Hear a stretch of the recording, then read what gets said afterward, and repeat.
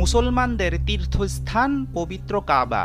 Saudi আরবের মক্কায় অবস্থিত ইসলামের সবচেয়ে পবিত্র স্থান মাসজিদুল হারাম। মসজিদের কেন্দ্রে কাবার অবস্থান। প্রতিষ্ঠা লগ্ন থেকে কখনো থামেনি কাবার তাওয়াফ। ঘড়ির কাঁটার বিপরীতে চলছে পবিত্র গৃহের প্রদক্ষিণ কার্যক্রম।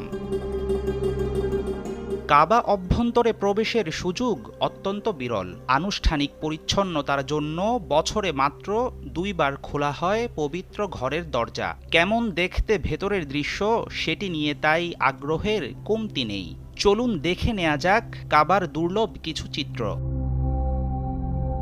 কালো রঙের পর্দায় ঢাকা থাকে পবিত্র কাবার ইমারত। উপরের আচ্ছাদন বা গিলাফকে বলা হয় কিসওয়া। একটি কিসওয়া তৈরিতে প্রয়োজন পড়ে 670 কেজি রেশম ও 15 কেজি স্বর্ণ। কিসওয়াতে ব্যবহৃত সিল্ক আসে ইতালি থেকে। জার্মানি থেকে আনা হয় সোনা রূপার প্রলেপ